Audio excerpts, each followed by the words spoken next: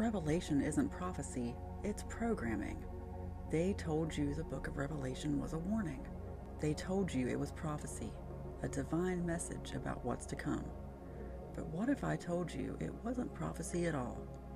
It was programming. Once you see it, you can't unsee it. The Bible didn't just tell you what would happen, it told you what to expect. And expectation is manifestation. This isn't metaphor, this is quantum law. Your imagination is the projector, your belief is the fuel, and your collective agreement is what stabilizes the simulation we call reality. For 2,000 years, billions of people have been told the world would end in fire, that a beast would rise, that death would come on a pale horse, that the earth would be judged and split into saved and damned. What do you get when you teach generations to believe that? You create it.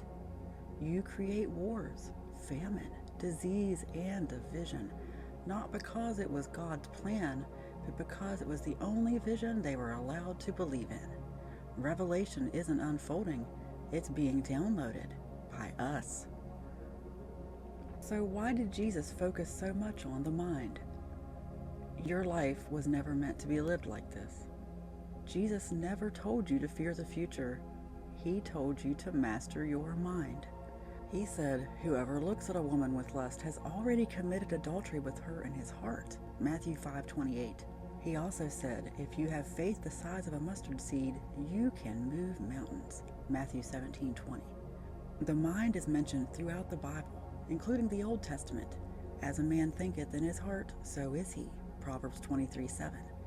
"Don't imagine evil against your neighbor." Zechariah 8:17. That's just the tip of the iceberg.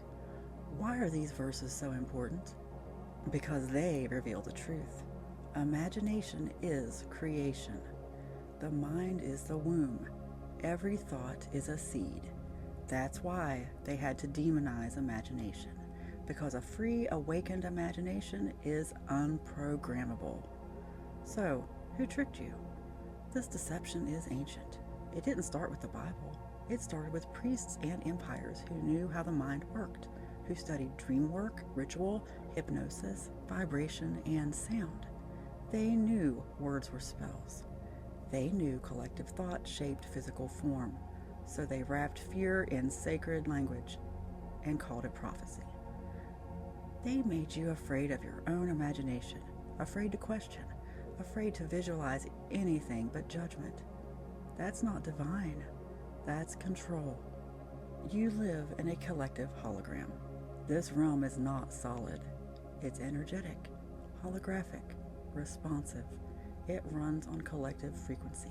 It mirrors back what you feed it, especially in groups. And that's why Revelation feels like it's coming true, because billions of people were programmed to make it true. So, what do you do with this? You unplug, not by hating the Bible, but by reading it with spirit instead of fear. You ask, who benefits from me visualizing destruction? Who wants me to fear my own power? Who stands to gain from a disempowered, divided, reactive population? You start using your imagination with intention. You stop visualizing the beast and start visualizing the new earth. You stop focusing on fire and famine and start imagining peace, unity, and healing.